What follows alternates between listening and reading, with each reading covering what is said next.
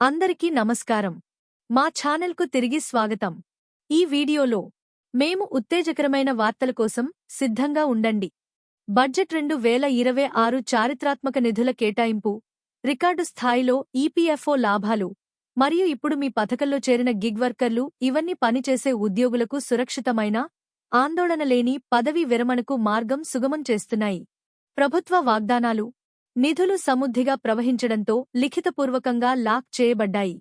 ఇది కేవలం ఆశ మాత్రమే కాదు. ఇది ప్రకాశవంతమైన రోజులకు మీ రోడ్ మ్యాప్. మేము అంశంలోకి వెళ్లే ముందు మీరందరూ మా ఛానల్కు సభ్యత్వాన్ని పొంది మాకు మద్దతు ఇవ్వాలని మేము అభ్యర్థిస్తున్నాము. యూనియన్ బడ్జెట్ 2026 మీలాంటి పెన్షనర్లకు రోడ్ మ్యాప్ను అందిస్తుంది. ఈపీఎస్ 95 కోసం మాత్రమే ఏ వివిక్త లైన్ అంశం కనిపించినప్పటికీ వృద్ధాప్య మద్దతు, వైకల్య సహాయం, వితంతు పెన్షన్లు మరియు మరిన్నింటినీ కవర్ చేసే సామాజిక భద్రతా పథకాలతో సజావుగా అనుసంధానించబడిన అన్ని పెన్షన్లకు 17,500 కోట్ల రూపాయలు బలంగా వచ్చాయి. ప్రభుత్వం తెలివిగా స్వచ్ఛమైన పెన్షన్లను విస్తృత సామాజిక భద్రత నుండి వేరుచేసి వృద్ధికి స్పష్టమైన మార్గాలను సృష్టించింది.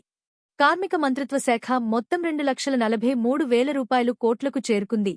ఇది మొత్తం జాతీయ బడ్జెట్లో దాదాపు 4%.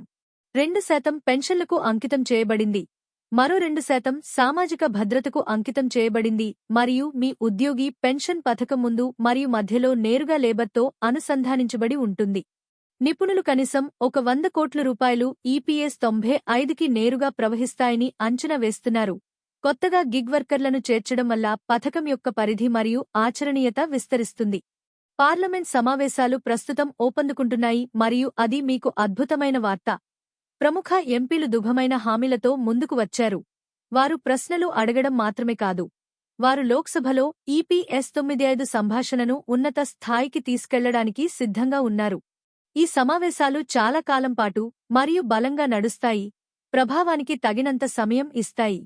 50 నుండి 60 మంది ఎంపీలు తమ గొంతులను ఏకం చేస్తారని ఊహించుకోండి.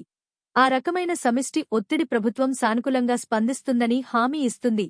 చర్య మరియు పురోగతికి విస్తృత తలుపులు తెరుస్తుంది. నిధులు పుష్కలంగా ఉన్నాయి మరియు పెరుగుతున్నాయి. మిత్రులారా, ఇక్కడ కొరత లేదు. ఆ 17,500 కోట్ల రూపాయలు పెన్షన్ పూల్ను విభజించే బాధ్యతను కార్మిక మంత్రిత్వ శాఖ తీసుకుంటుంది. ప్రతి విభాగానికి ఎంత కేటాయింపు జరుగుతుందో తెలివిగా నిర్ణయిస్తుంది.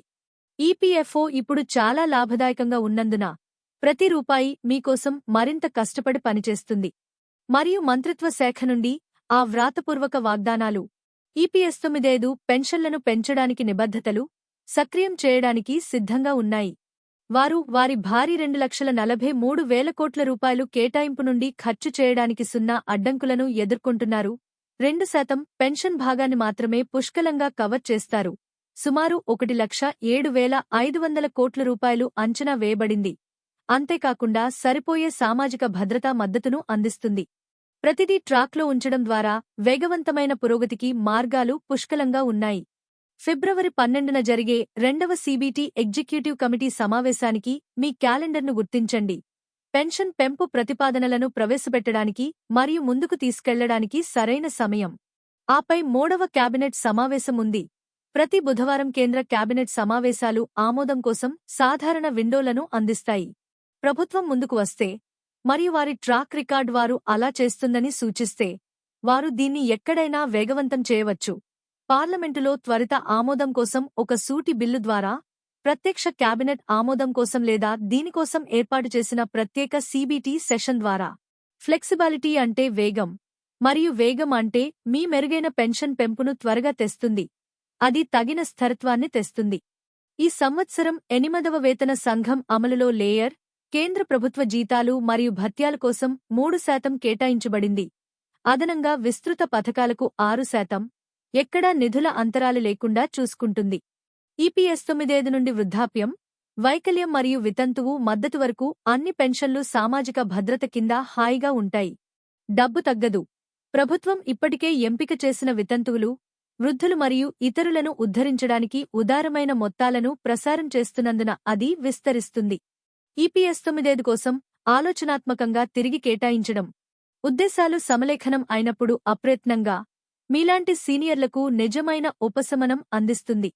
ఎన్ఎస్ఈ కూడా కీలక పాత్ర పోషిస్తుంది. మీ ముందుకు అడుగులు వెడదీయరాని ఐక్యతను ప్రదర్శిస్తాయి, ప్రాధాన్యత ఇవ్వడానికి మరియు అందించడానికి ప్రభుత్వాన్ని సున్నితంగా నెట్టివేస్తాయి. పెన్షన్లు మరియు సామాజిక భద్రత కోసం 2,43,000 కోట్ల రూపాయలు లాక్ చేయబడిన ఇంత బలమైన మద్దతుతో కార్మిక మంత్రిత్వ శాఖ నెరవేర్పు అనివార్యంగా అనిపిస్తుంది.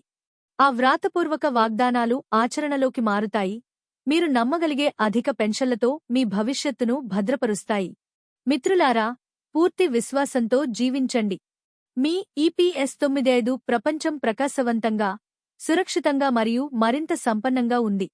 కేటాయింపు పూర్తయింది, వాగ్దానాలు నిలిచి ఉన్నాయి మరియు సానుకూల మార్పు ముందుకు సాగుతుంది. ఇవన్నీ స్వీకరించండి.